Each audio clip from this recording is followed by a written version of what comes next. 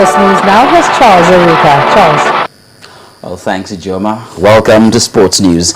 The Delta State Football Association has confirmed that necessary logistics have been put in place to host a successful annual General Assembly of the Nigeria Football Federation in Warri on Thursday, November the 28th. The annual General Assembly comprises chairmen and secretaries of 36 football associations in Nigeria. Delegates from the Federal Capital Territory, the 14 members of the NFF Executive, and the NFF Management are all expected to attend.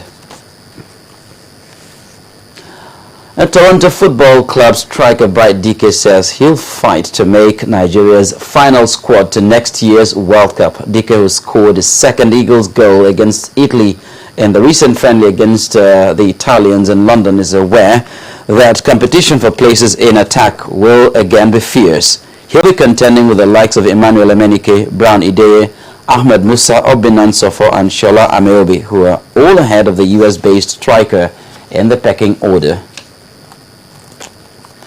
And in Europe, a manager of Arsenal Football Club, Arsene Wenger, has emphasized the importance of his team finishing top in their Champions League group. Wenger says he would feel guilty if the club is handed a difficult draw in the last 16 as a consequence of dropping to second. The Gunners currently top the Group F table, but depending on results, they could find themselves tied with Borussia Dortmund and Napoli on 9 points leading into the final game. Wenger, though, is intent on reaching the 12-point tally after the game at the Emirates Stadium against Marseille on Tuesday, giving his side the best chance of both qualification into the next round and claiming top spot. Meanwhile, Barcelona will look to secure their place at the top of Group H when they visit Ajax Amsterdam on Tuesday night. The Catalans top the table with 10 points from 4 matches and need a point to secure top spot, while Ajax are third with 4 points, 1 point behind second-placed AC Milan. Gerardo Martino's side have won 3 and drawn 1 of their opening 4 matches, but go into this clash without some key players who have been sidelined by injury. And that's it on Sports News. Is back to Joma shortly with the rest of the news at the time.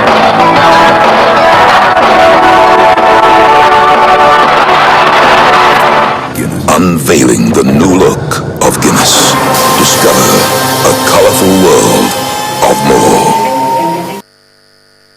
Focus from sports now to update you on what's going on in Iran, where some EU sanctions on Iran could be lifted as early as next month, as that's in line with the new nuclear deal.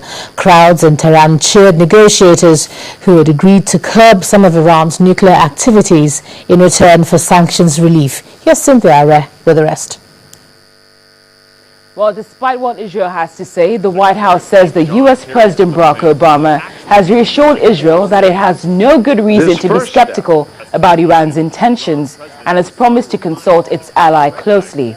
Saudi Arabia's Iran's regional rival has welcomed the deal, but has done this with caution. However, many are thrilled with this development. Then UN Secretary General Ban Ki-moon has said Syria's government and opposition will for the first time attend peace talks in Geneva on the 22nd of January. He says it would be unforgivable not to seize this opportunity to bring an end to the suffering and destruction. The UN, US and Russia have been trying for months to get both sides to agree a political solution to the conflict. But there have been disputes over who should represent the opposition and the fate of President Bashar al-Assad. Plus, Malians have gone ahead to cast their votes in parliamentary elections amid high security.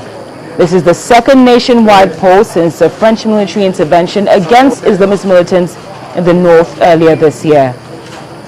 Mali held a peaceful presidential election back in August, but since then there's been a surge in violence.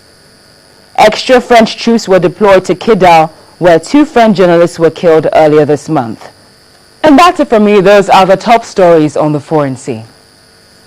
Thanks a lot, Cynthia. And on entertainment news, it was a big weekend for Maven Records singer Tiwa Savage, as she said "I do" to her manager. Here's Mayowa Ogundele with the details.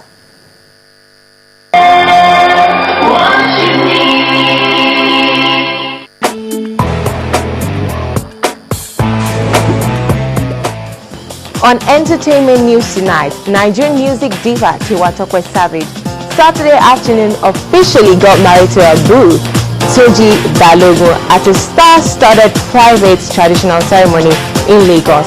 The traditional marriage rite was quickly followed by a lavish reception at the same venue.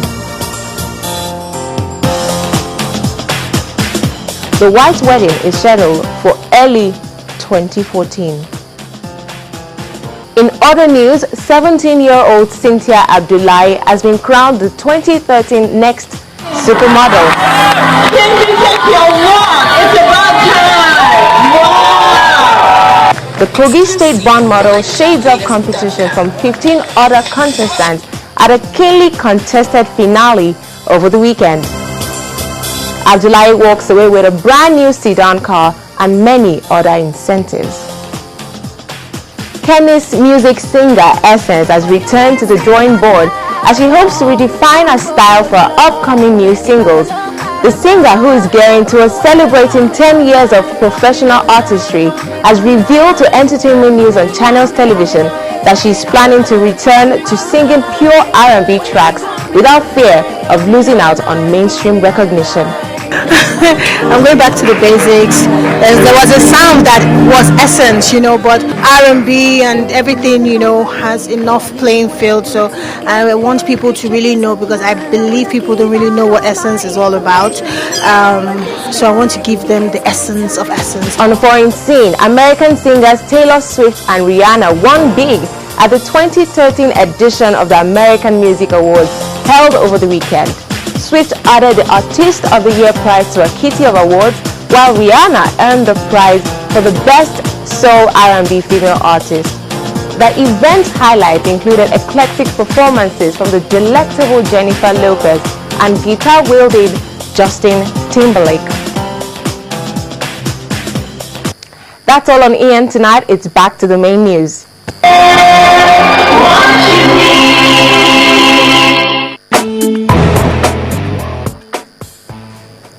Thanks a lot, Mayora. And the main news again. President Jonathan has launched the third phase of the UN program in Abuja, just as the finance minister has said that the government has made significant progress with the scheme. Well, that's the news at 10 tonight. Thanks a lot for staying with us. I'm Ijoma Onyato. Good night.